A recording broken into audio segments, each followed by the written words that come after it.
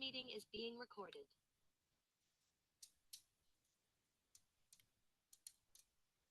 So I think we can start. Hi, everybody. Welcome to yet another virtual seminar on Neuro-Symbolic AI as part of the Turing group. This is a special interest group at the Turing that's been running for about 2 years now. We had a small hiatus, and then as you might have noticed, I think in July we had a talk by Muggleton. And today we'll have a talk by Joseph Zalewski and Pascal Hitzler. In terms of Neuro-Symbolic AI, I think Pascal has been at the forefront of initiatives in terms of trying to get the community organized and trying to get journals. So as you might know, there's a recent Neuro-Symbolic AI journal. If you work in the area, you might consider submitting there. I hope I'm not misremembering that Pascal was one of the founding editors of the journal. He's a Lloyd T. Smith Creativity in Engineering Chair at Kansas State University, and he's been working on the Semantic Web knowledge representation and Neuro-Symbolic AI for many, many years.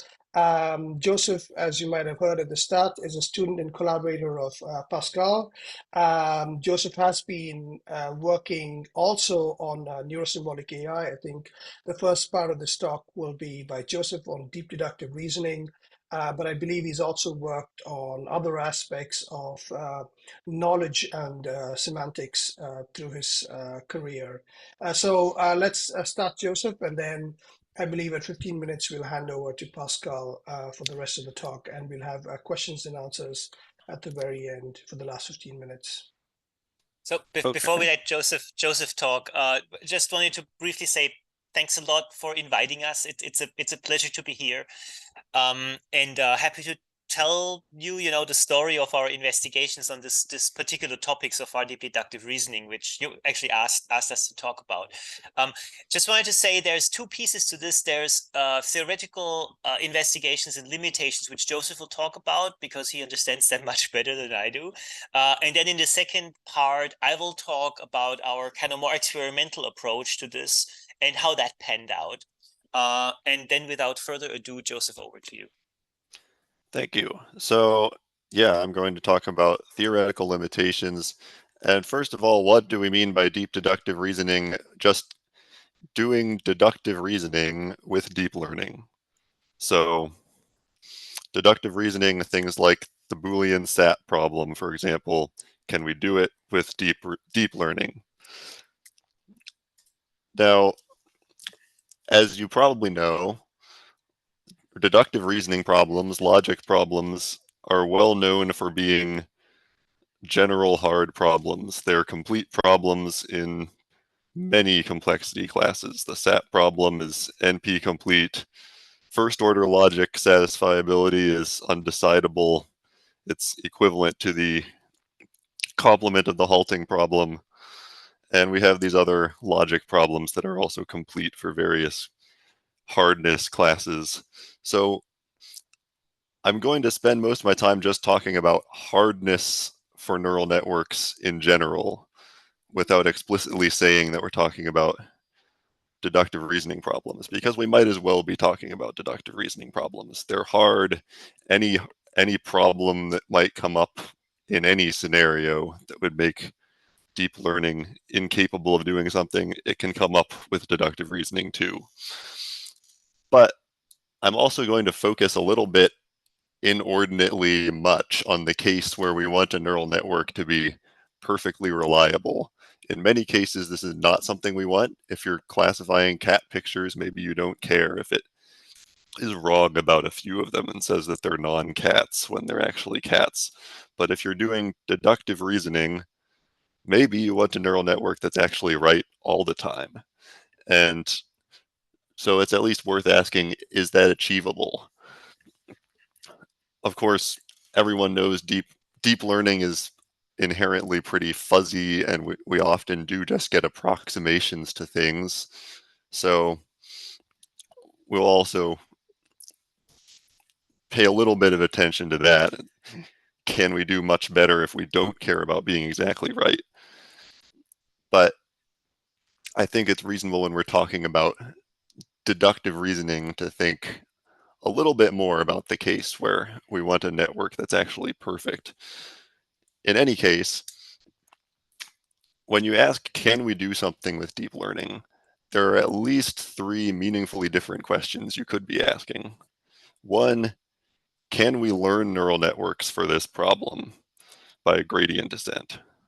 So can we solve the famous SAT problem by just taking a network and giving it a bunch of satisfiable and unsatisfiable instances and training it with gradient descent?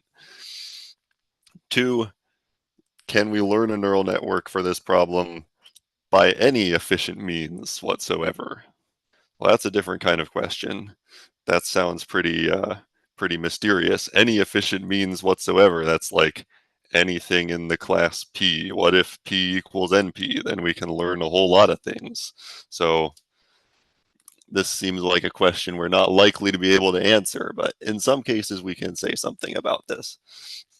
And finally, you might ask the most abstract question of all, do neural networks for this problem exist at all, independently of any ability to learn them?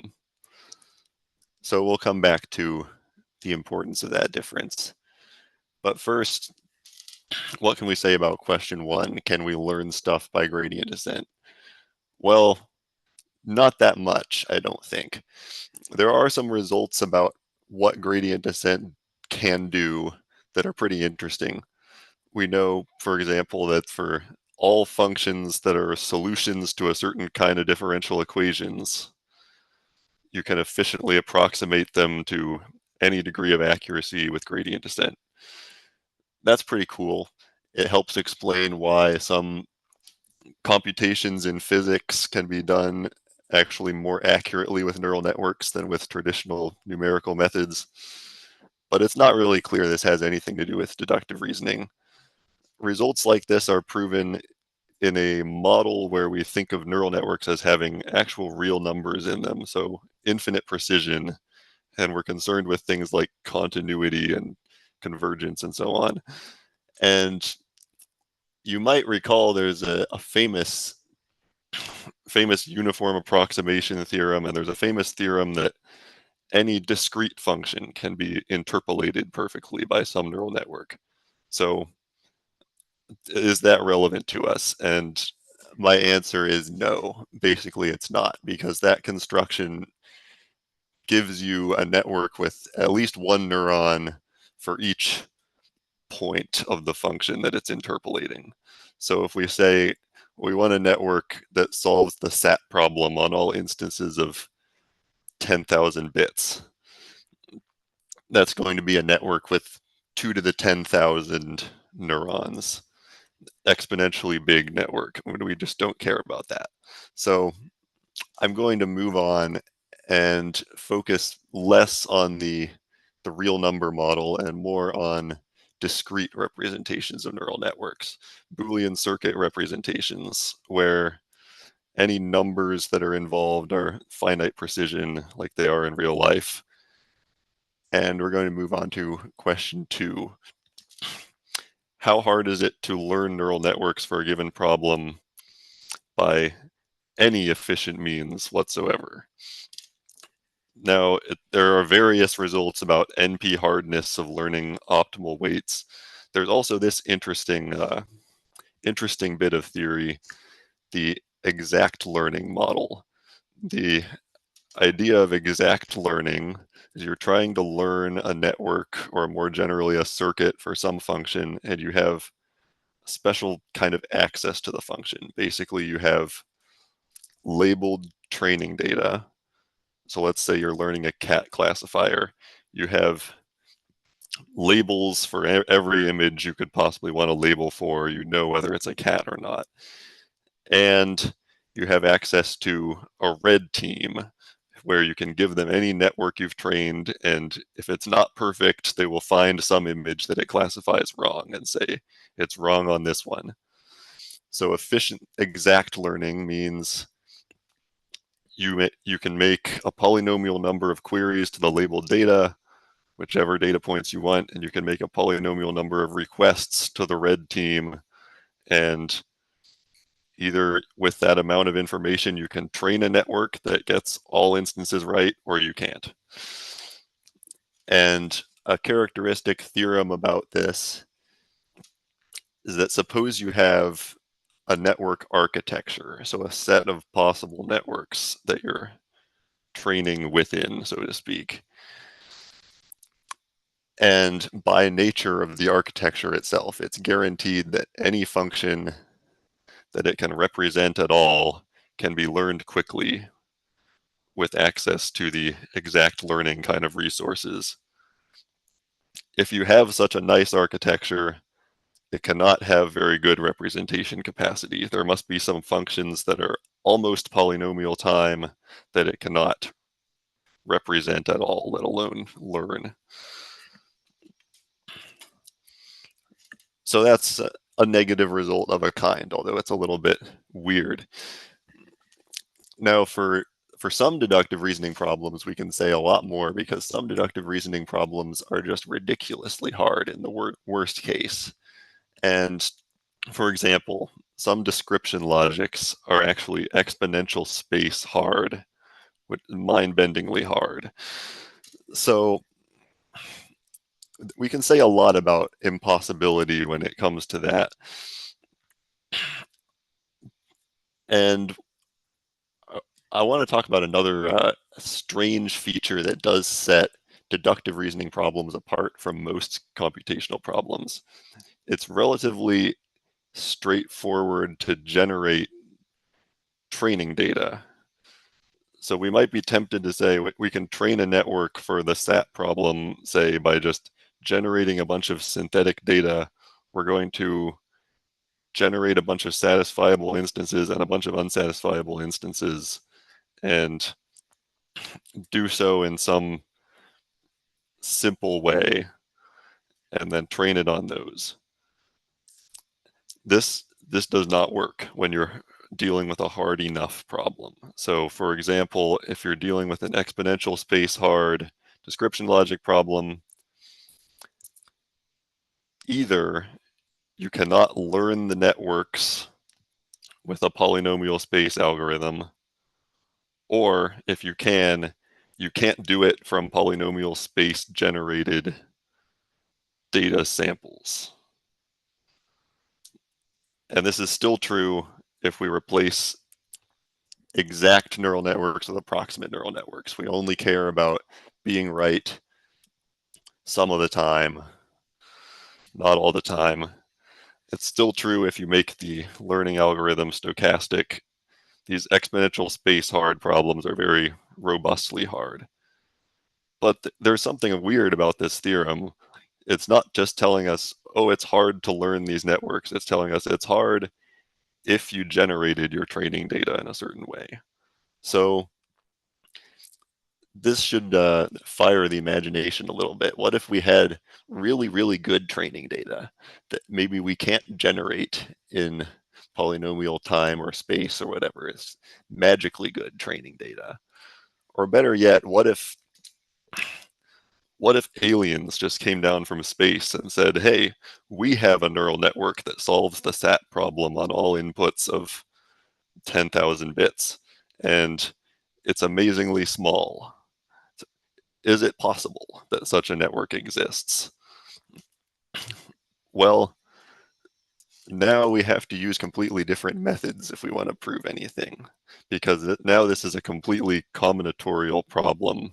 We can't use all the theorems so far basically have been proven by variants of the diagonalization trick, and we can't use that when we're just asking, do small networks exist? We need the theory of circuit lower bounds, which is basically combinatorial hardness, to answer this third question. Do networks for problem X exist? So the relevant complexity classes in this area, we have a complexity class for functions that can be computed by polynomial size constant depth neural networks. We have a complexity class for log depth neural networks, which would be, for example, convolutional networks.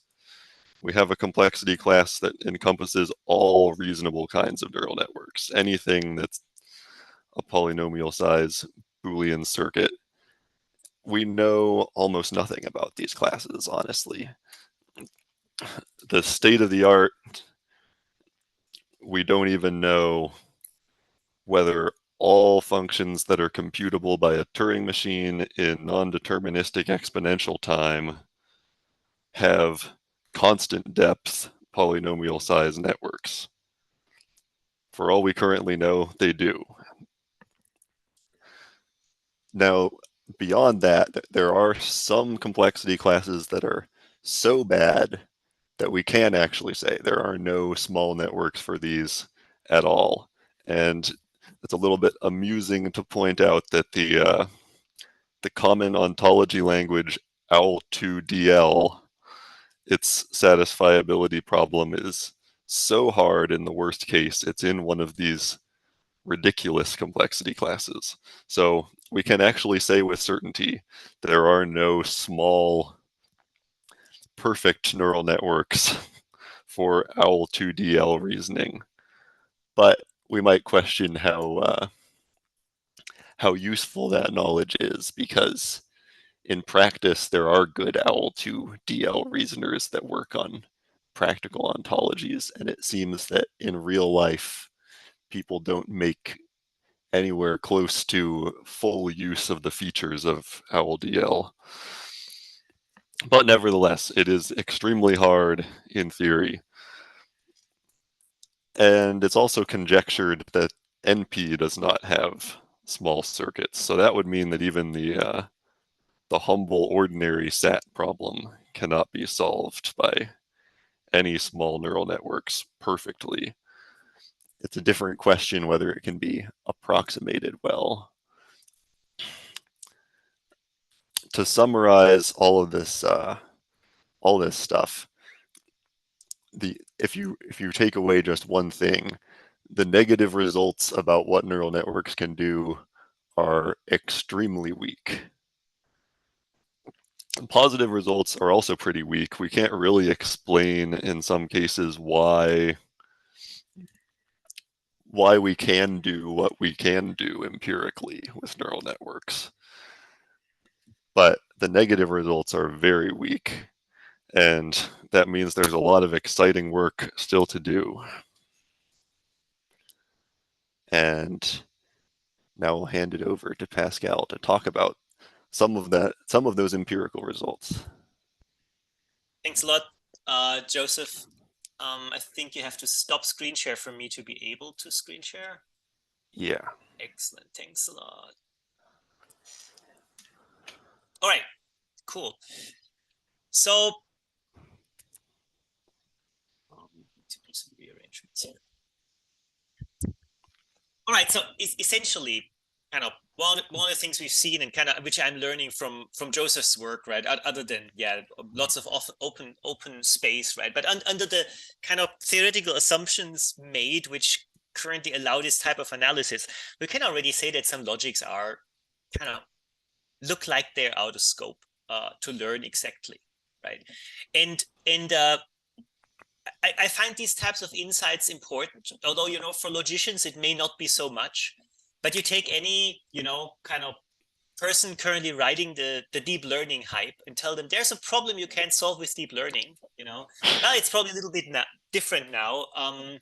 But, a few years ago, the world was different, right? Kind of seemed like for some people, you can solve everything with deep learning. So, by the way, Joseph, you're still, I think you're still not muted. So getting some background noise. Thanks a lot. All right, so and essentially the story, which kind of there's a summary here in this paper, which isn't printed in Neuro-Symbolic AI journal, as Vaishak pointed out at the beginning. This will be part of the inaugural issue with invited position papers by editorial board members. You can kind of read the story there. There's also a section on the theory. It's a little, well, Joseph, of course, has advanced in the meantime on the topic, but that's also a summary over what we have in imperial results. So this is where you can kind of look up stuff. And I'm going to talk to you in an overview over the different things we've tried. And you already see the paper is called Deep Deductive Reasoning is a Hard Deep Learning Problem, right? Because that's kind of the summary we're having right now. I was throwing that at one of our students back then, many years ago already, what I don't know, 7 years ago or 8 or so. And yeah, the vibe was, well, of course we can do this. Don't rest your dissertation on this assumption, right? Well, we got some really nice results, and then yeah, well, you'll see how it trailed off from there. A general pointer before I forget, yeah, the theme of neurosymbolic integration and AI goes back quite a lot. I kind of started embarking on it in 2005. Workshop series, now conference, will be in the U.S. in Santa Cruz in 2025. It's in Barcelona this year, next month. Couple of books, older and newer, on the topic, one forthcoming, and we have a Slack on Neuro-Symbolic AI with about 1,100 people now. And if you want to be on it, email me or anybody else who's on the Slack, because we can get new people. We just want to keep spammers up. All right, but back to the work. So empirical now, right? And empirical before we do theoretical limitations, but it kind of seemed clear anyway. We want to start this with simple logics and not go anywhere close to double non-deterministic exponential like L2DL is. And as references for the paper trail, but anyway. So, but let me look at this empirically just kind of for a second and ask kind of, why would you want to do this? Why would you want to do deep deductive reasoning using deep learning systems? And now the goal is not to do this correctly, right? The point is rather the other way around. You want to deal with noisy data where symbolic reasoners do poorly. You probably want to trade some, some time for correctness, do some approximate reasoning, as some people call it. Or perhaps also outer principles. You want to understand the capabilities and limitations of deep learning, right? Or it's probably just because coupling deductive with neural is just a central quest in cognitive science, right? All kinds of motivations. Now, if we look at just doing it, and Joseph said it already, it's easy to generate as much training data as you want, right? So it's a kind of deep learner's dream, right, to work on this. There's probably two main ways how you can look at the problem. One is that you look at the problem as a classification problem. So given a set of logical formulas, for any other formula, you want to know, is it a logical consequence or not a logical consequence? So it's a binary classifier. All right, just take your pet system, train it. If you believe in deep learning, it will work, right? Turns out it's hard. We'll come to that. There's another way of looking at that, and that is as knowledge materialization. So essentially that means given a set of logical formulas, you want to produce all logical consequences, of course, under some constraints, because you need to make the set finite, right? But that can be reasonably done, just some syntactic limitation of the formula length or something like that. So that is a different problem, right? It's presumably a harder problem. But it would, of course, be really good, because if you would be able to solve this one, then you just take your theory, you run it through the trained neural network, and you get all the relevant logical consequences, right? Well, the other one still means you need to query each time. So in terms of efficiency, practical applicability, knowledge materialization is much more preferred, but presumably it's the more difficult problem. This is one of the major switches here. All right, and there's a couple others. So, and let me go through this table, which is, I think, mostly still up to date in terms of work we have.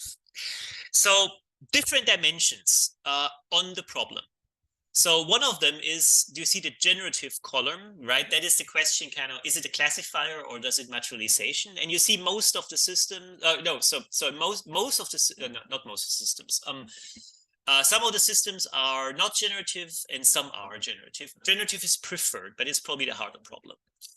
Now let's look at some of the other columns. The logic column here, of course, is important because essentially how complicated is the logic? What measure of complication makes sense? Complexity is one. There's a weaker measure for complicatedness coming out of the knowledge representation community, which is expressivity, right? Some logics feel more expressive, although they may have similar complexity or the same complexity. Like RDFS reasoning, if you're not familiar with it, it's really simple, kind of couple of rules. EL plus a description logic is still polynomial time for satisfiability. First order logic, of course, you know, is more tricky because it's not even decidable, right? And so on. Transfer, well, let's come to that last. Scale means kind of how big are the knowledge bases you can deal with, and kind of what is low and moderate. Well, they're moderate here in the first line, or in the second line, no, in the first line here, is essentially 1,000 triples, axioms, right, as the input over which we reason, right, and low is lower. So we're still not anywhere near to where this would be practically relevant. Performance has to do with kind of what's the accuracy you're getting. Yeah. And of course, most of them have a high one because otherwise it's difficult to get stuff published. Now, transfer is important. And you see that most of these systems here don't do transfer.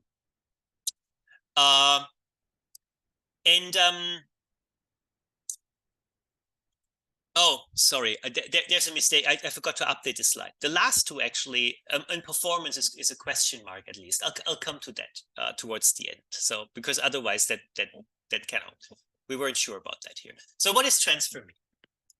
Transfer means, can you train on one knowledge base and then transfer it to a completely new knowledge base over a completely new vocabulary with similarly high accuracy?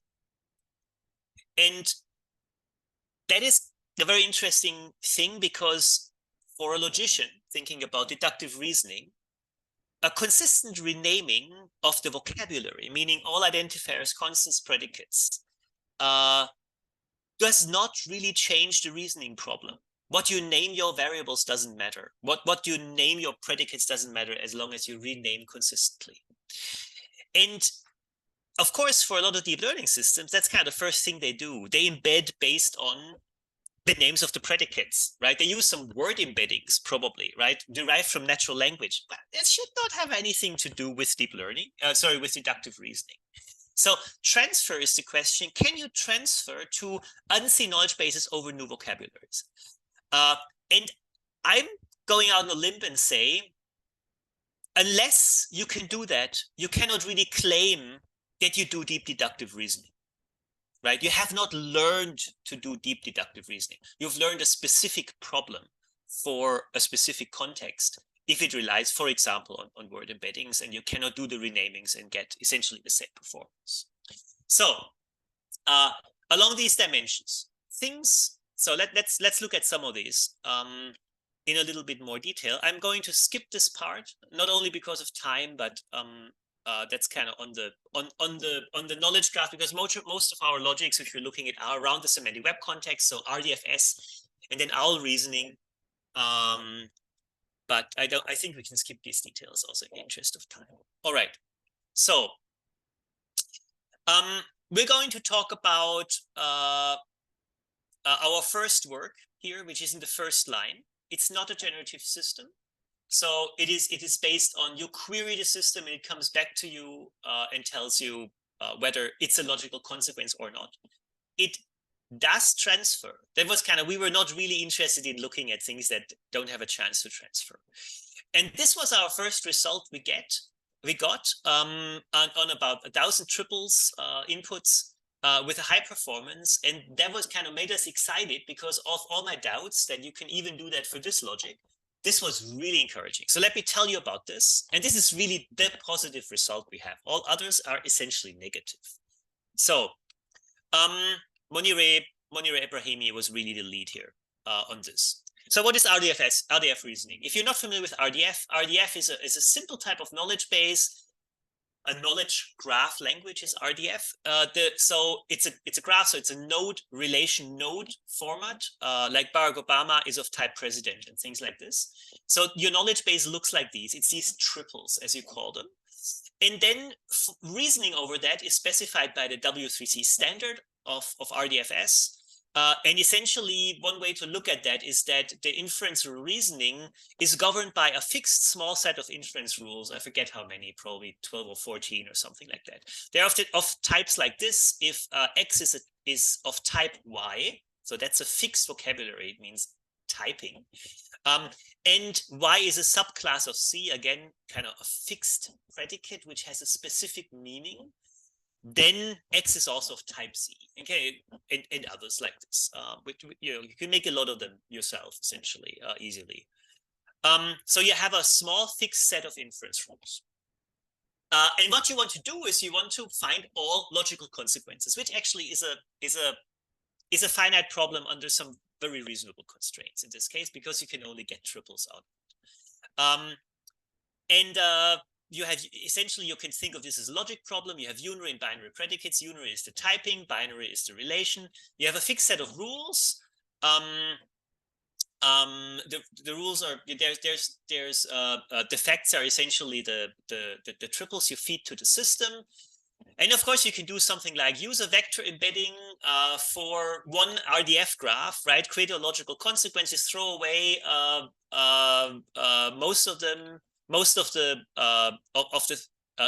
use put most of them in a bag for testing later. Use it as a trainer deep learning system. See how many of the ones you put in the bag still work in terms of reasoning over it. And yeah, that kind of works. There was a work by Zalewski, James Handler on this paper in the Semantic Web journal. Of course, that doesn't do transfer, right? So this is still nice. It's important. It's good to do this, but it doesn't do transfer. So limited interest for me, right? Now, what we did in this work is we wanted to make sure that we can do the transfer. So what we do is we do a type of normalization. Sorry, that's here. We do a type of normalization of the vocabulary, which means we do a consistent renaming of the predicates up front, and then encode them in such a way that they're kind of really neutral. And we use so-called one-hot vectors. So, if our vocabulary is 1,000 pieces, then essentially one vocabulary we will present it with a vector with all zeros, but one in the first place, or one in the second place, or one in the third place, and so on. That's a very neutral one. And then every new knowledge base, you can also, re-encode this way. So it's the same vocabulary, but, there is no direct relation, because you could use the same input knowledge base and kind of randomly normalize it in different ways, right? And the reasoning should still work. So that was the idea. And then we were basing the reasoner on so-called memory networks, which worked with natural language type of problems. And what happens here is the following. Essentially, say you have a query now. You ask, is this triple logical consequence? Then the system will have, after training, an internal representation of the knowledge graph triples. So some embeddings of them, which it has learned during the reasoning training. It will then be able to locate the pieces of these knowledge graph triples, which knowledge graph triples in embedded form are most relevant for getting the next deduction step in the reasoning chain. Remember rules. And then it outputs, well, not really a yes or no in all cases, that's the final result, but it outputs a new query, right, for the next reasoning step. And then essentially we chain 10 of those together and said, okay, we allow the system to do 10 reasoning steps, which exists actually for 1,000 triple RDF knowledge bases is sufficient. Right, because the logic is really simple. You can't get longer reasoning chains. In practice, it's actually only 3 or 4 for all the real existing RDF knowledge bases we tried. And then in the end, the system will tell us, yes, it's a logical consequence or not. And that worked like a charm. Of course, Moni didn't come up with this immediately. She had to do a lot of testing of different architectures and stuff. Don't want to go into details, but the accuracy essentially in the 90s for most realistic data sets. And if we do something like synthetic data sets that are particularly hard to reason over, we're in the 50s, right? But for once we just offloaded from the web, yeah, we're in the 90s. So that's cool, right? And that made us really, really optimistic. So, and then we moved on and said, we want to do something generative, because that is a query system. For scalability, we need generative, and then we need to scale it up. And then she looked at pointer networks. because that at that time were done to solve traveling salesman problems. And I'm not going to do into much details, kind of what exactly was done there, but essentially the idea is you feed your input as a stream, you know, your RDF again, as a stream to the system. And then what the system will do in each subsequent step, it will point back to an entity in the input, and then run again, you know, and keep doing that pointing. And the output stream is essentially your set of logical consequences. So that worked for traveling salesmen. So tried that here. And then the interesting thing is that we first got really nice results. That's why there is still a high in the table, right? That's outdated now, which I told you earlier. We got really nice results, like, you know, 99% and stuff like that. However, there was a snag. And the snag was this accuracy was based on tokens. Now, tokens are not triples. Tokens are part of triples. Sometimes they're actually part of the parts of triples, like first, second, or third one of the triple. So on the token basis, we were pretty good. And that's when we started talking about it, right? And really excited, submitted the first paper. And then, of course, the reviewer found there's a problem here. Kind of that type of evaluation isn't really kind of good. And then we said, yeah, they're right. Yeah, but that should be easy if you have accuracy like this. So, and then essentially we looked at evaluation on a triple basis, because that's what counts for the logical reasoning. Can we recreate the logical consequences in triples? And the short story is it just fell apart. And one of the other students, because Monire was in industry already by then, tried to fix this, you know, with variants, with all kinds, and I think sunk a year in this or something before we gave up. It didn't work. And, you know, if anybody can resurrect this, very happy, but we've essentially given up now. We have similar results for EL+. Again, on the token level, it works pretty well, right? But it fell apart as soon as we looked at triples. So deep deductive reasoning is a hard reasoning problem. Here's another non-success story. This time it was published. It was an early publication where, you know, you could, and it was essentially an experience report on trying to do it. So what was that? That was an EL+. That's still a polynomial logic. Essentially, what Aaron did here, mainly, of course, with others to help on other pieces, is he used an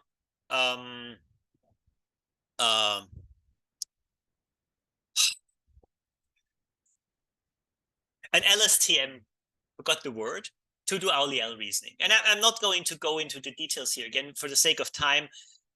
It's a very restricted syntax if you're familiar with description logic syntax, and then essentially based on 6 rules only rather than 12 or 14 for RDFS. But the logic feels much more expressive. You can also make longer reasoning chains, actually, over, say, 1,000 size knowledge bases.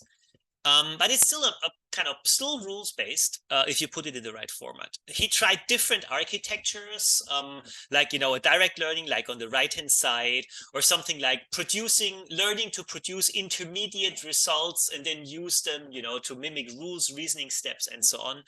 Tried the LSTMs, and the evaluation shows, well, it's a positive result because it shows we beat a random guesser.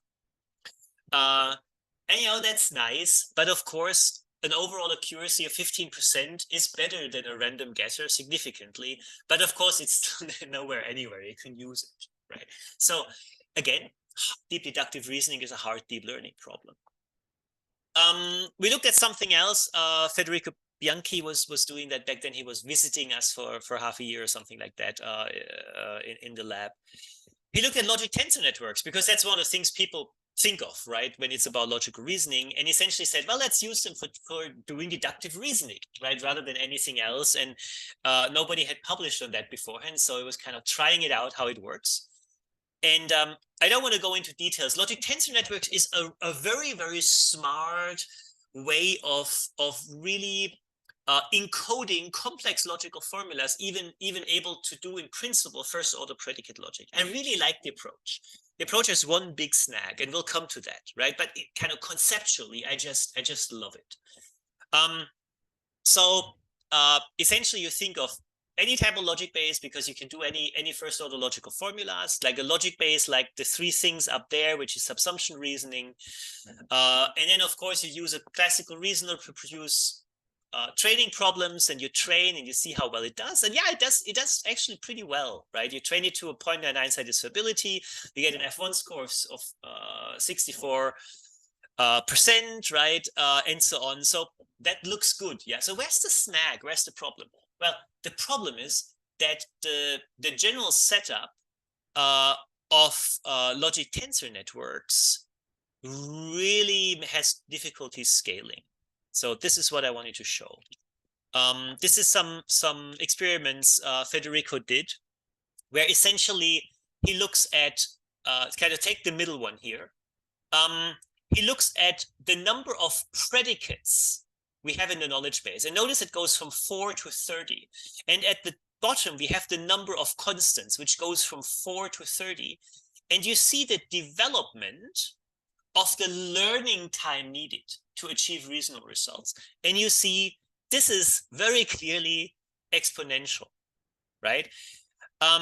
If you take and this was only arity 2 predicates. If you take arity 3 predicates, right, the exponential is even worse. So there's just no chance in any reasonable timeline, even if Moore's law stays in effect, to get anywhere close to what we need in terms of, you know, reasonable applicable sizes. And assuming that requirements and scalability will scale similarly, right? So that's a problem. That's a problem. But it's a really smart approach. So, and I'm at the end of the time. So I want to conclude. I know it was a very, very quick overview. Yeah. Kind of details in the paper. We're only an email away, or a Slack message, you know, on the Neuro-Symbolic AI Slack. Generally, bridging a Neuro-Symbolic gap, I believe, is still a major quest. And, you know, there's a lot of Neuro-Symbolic work going on. There's probably, to my taste, a little bit too little looking at, you know, core issues for bridging the Neuro-Symbolic gap. And one of the things to bridging them is, well, you take the core issue around deductive reasoning, knowledge representation, which is, well, yeah, the reasoning itself. Yeah. And you try to do this using neurosystems, because it kind of will really tell you about where deep learning is with respect to kind of, you know, getting these capabilities to work. And we see that, well, to be honest, our conclusions after, you know, spending some years and a lot of manpower into failures is we essentially gave up on it right now from the practical perspective. We're out of ideas, essentially. We're doing other stuff because the risk is too high. Of course, the theoretical stuff is still interesting, which Joseph is working on. But to go ahead, we need new ideas. We need to push the envelope, you know, essentially getting, you know, more complex logics, better transfer. That's so key, I believe. And kind of the scalability issue is just key here. So that's where we are. And thank you for kind of having us to share the insights. And I'm very happy. We are very happy to take any questions you may have. Fantastic, Pascal and Joseph. Really intriguing thought. People, if you want to put some questions in the chat, feel free to, or speak up while people are thinking about questions to ask Pascal. I'm in fact stuck on one of the conclusions you drew about hitting a roadblock. And indeed, when you were presenting some of your architectures, I was thinking it's a bit hairy, right? It's not easy to really understand how to do this. So let's say you did this for EL plus, now supposed to have another logic. What do I need to change? Not obvious, it seems, right? So it seems like you really need to get into it, fiddle a lot with the architecture and the way you set it up.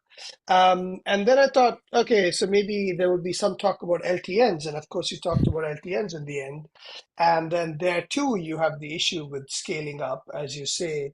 So what do we have? I mean, if you were to, you know, bet some money on one representation that shows reasonable practical value. So it may not scale to 10,000 tuples or whatever, but let's say 2,000 tuples and 3,000 tuples, which might be, you know, sufficient for a small scale application. What kind of representation would you bet on?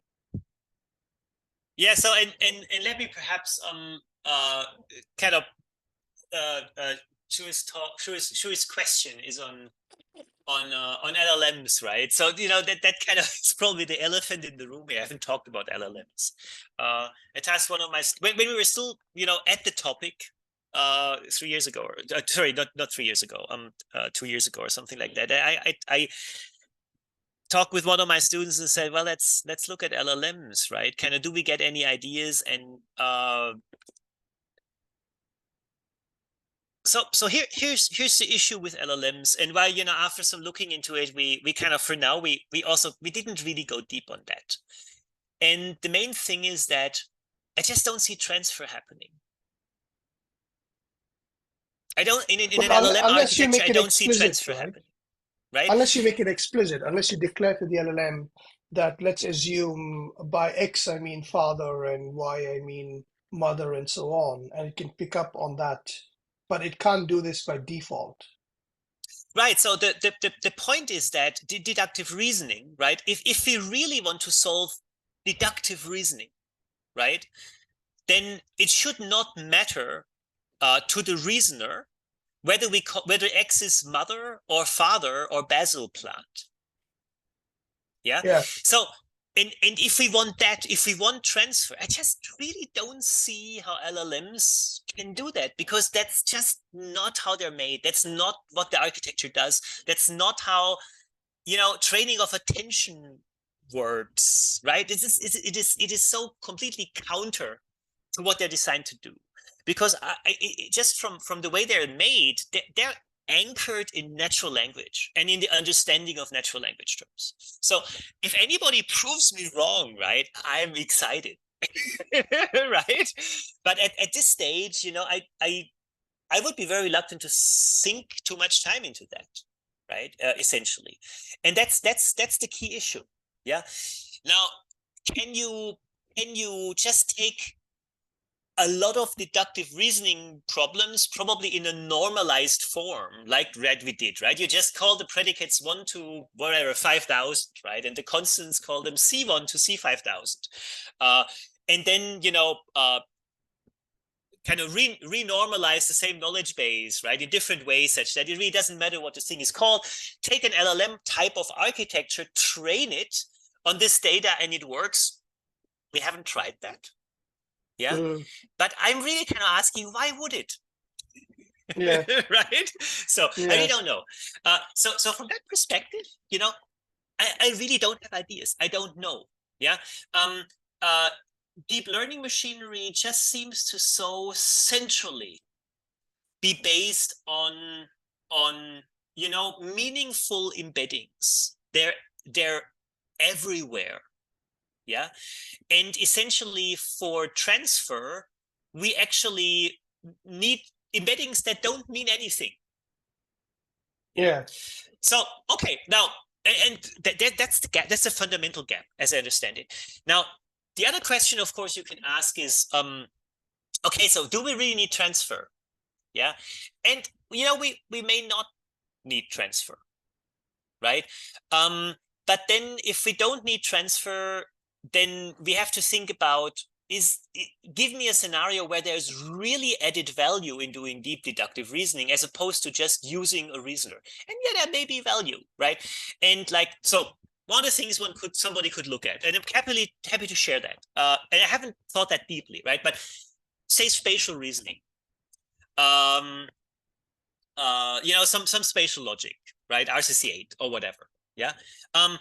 I think if you do that, say over spatial hierarchical grids, which can really blow up to enormous size, over the Earth, right? And then have polygons, belonging to those, then you get into pretty significant reasoning problems with these simple logics. But it's probably closely enough anchored in, things that you want to define a precise meaning over, that you may be able to really speed up reasoning, right? Perhaps, yeah. But that's a different problem. That's not deep deductive reasoning, right? That's the spatial reasoning problem. That may make sense. It's still solving logic, right?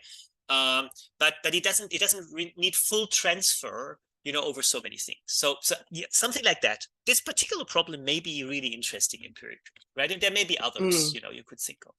So if that makes sense. So Pascal, there are two other questions on the chat, sure. if you can see them. And if you could just read them or summarize them, because I believe the recording may not show the chat. Yeah. So the question here is the first one is the token triple divergence, right? What's that mean? So essentially, a triple, say I don't know how it exactly looks like, but say a triple, fed to the pointer network, right, is not given subject, then predicate, and object. It's not that the subject is a token, predicate is an object, token, object would be a token, but it's say split into, I don't know, 15 tokens, yeah, to kind of cut it down. And that essentially means that in order for the whole triple to be correct, each single token would have to be correct, because even if a single token is incorrect, you can't use the response because it's wrong, right, as a triple. And that shows why even a whatever 99% accuracy may just not be enough, right? Because if you need every single token to be correct, so that just decreases your accuracy, right? To anything where you're just not happy about. Yeah. Okay. So seems to be that was clear enough. Then other question. If this is too hard for description logics, how do humans do it? Do we need to program intuition or some other random Perhaps it's deep learning logics? Yeah. Oh, deep learning. Yeah. If it's too hard for deep learning, yeah. How do humans do it? This is cool, right? But that brings us back to Neuro-Symbolic proper. Yeah. So how do humans do it? Humans do it with algorithms. That's how humans do it. They use it, they use algorithms, and they use an external memory, right? I mean, that's how mathematicians work, right? The external memory is your piece of paper or your LaTeX manuscript, yeah? And you have a type of algorithm. You either have a precise algorithm for reasoning, or you have something, like mathematics is not based on algorithms, but it's a kind of very formalized mathematical language that other mathematicians socially accept as precise, right, so to say. So it's pretty close to that, mathematical reasoning. And if I do it, right, then yeah, I can take a knowledge base and do reasoning over it. In the pure deductive reasoning sense. However, I'll need a pen and paper, put things down, a whiteboard or whatever. However, in terms of scalability, I would completely suck. Of course, right? That's why we have reasoners, right? Symbolic reasoners for doing that. So they can do the same algorithm over whatever your chosen type of logic, and we can even prove that the algorithms are correct, sound complete, terminating if it's the right logic. So the problem now with deep learning is kind of getting it correct. Right, and Joseph talked about that, right? There's even limitations there. Now, could we get there by, and this may be another thing that may be worth investigating, and that comes out of the recent LLM work, which we haven't done deep deductive reasoning since it came around. Could you perhaps rather than do the reasoning directly, get an LLM to design a correct algorithm for doing the deductive reasoning? And given the advances in code generation, that may be possible. Yeah. But then again, why? Right? It's still an interesting problem, right? On a principled perspective, right? Academic, I'd be very interested, right, if that works. But what's the added value? We have algorithms that do it. Yeah. Would you be able to set an LLM to not only design an algorithm for, say, the L2DL description logic, but also a correctness proof for this algorithm, which you need, right, to publish a new algorithm? I doubt it. They can't do this stuff right now, right? They can solve Math Olympiad's problem, but they would not be able to do this type of thing. It's too complicated. These proofs can be very, very complicated. So that's kind of, I think where we are, right, essentially at the boundary of this. So Pascal, once again, if you just focus on classification, what Joseph called the first task, there we have pretty good results. Is that right? I mean, when Yeah. you don't restrict the size of the network, you can Yeah. basically get a network to predict fairly expressive logics to a good Yeah. degree. Yes. Okay, so So yeah. we So have there, not. then I Yeah. mean, I remember Joseph mentioning that, at least from a theoretical point of view, the size might be a factor.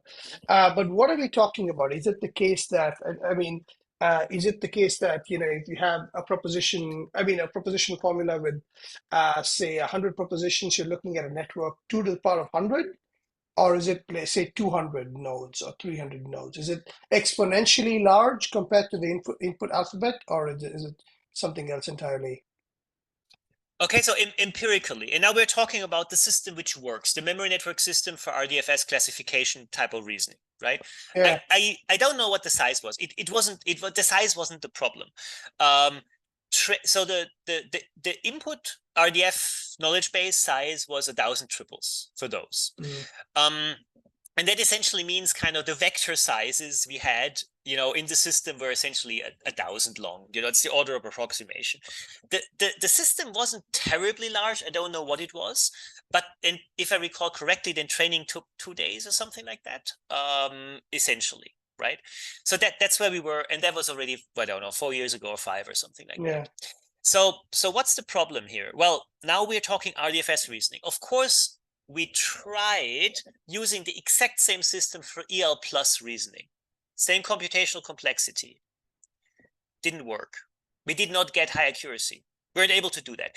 EL plus is more expressive, but it's not more complex in the formal sense, right? So here already we're kind of okay, right? One of the things we have not done yet, and that would be interesting again, is checked on the RDFS memory network approach in terms of kind of how well does this really scale. So we did not check kind of how much can we cut down on the reasoning. Can we perhaps train it only for 12 hours, still get reasonable results? What's the trade-off? What kind of to how far can we scale? Can we go to 10,000 input size, right? And still make that work. One of the reasons why we didn't do that, because even if we do that, if you have to query for every triple for RDF, we just didn't see a use case. Yeah, so that's why we cannot try to get at the transfer problem. And I talked with somebody in industry when we had these positive results and not the follow-up, or talked with somebody in industry, and they said, if you can scale that to 1 million triples, just 1 million triples, yeah, I'll immediately throw money at you. I don't see it scaling to 1 million triples if 1,000 triples take 2 days to train. Yeah. Right. So unless you have the GPUs that Google has, for instance. Yeah. True enough. Yeah, but if you have the cheap, that's true. Yeah, true. Yeah. Okay, but then again, the other problem is also if you have that much computational power, right? There's actually work on parallelizing RDFS reasoning. So why would you? That's 10, 15 years ago, right? So RDFS is a simple enough logic you can actually parallelize reasoning over it. EL plus, by the way, we tried that when for RDFS it worked. There was a great it was called what was it called? Set reduce or something like that. Reduce algorithm, map reduce algorithm back then. It was a big thing for a few years. Worked for RDF, then we looked at doing the same for EL plus. Didn't work. Got an algorithm, didn't get it to work, right? In practice, didn't scale. So, right. Yeah. Interesting. I think, putting aside the deep learning aspects, there is something happening here, right? That even from a logical side, the algorithm side, there is some kind of mystery in terms of how equally expressive representations sometimes have very strange behaviors. So I think that leaves lots of jobs for computer scientists in the future. Yeah. But thanks Perhaps again, Pascal and Joseph. one last Go sentence, ahead. if I may. So, Of course, yeah. my summary here, which we can, one of the takeaways is that, Neuro-Symbolic is even more important here, right? But from a different perspective. From the perspective that don't try to design your system that your deep learning portion manages to do the deductive reasoning part, unless it's grounded in whatever concrete word embeddings or concrete real life problems, right? You will need a symbolic system to work with your deep learning system. And, you know, Neuro-Symbolic, right? It's where we need to go. Okay, I'm stopping here. And thanks a lot for having us. Yeah. Thanks a lot, Joseph and Pascal, for being here. And thanks, everybody, for attending. I think we'll have another session next week. So see you then. Bye for now. Thank you.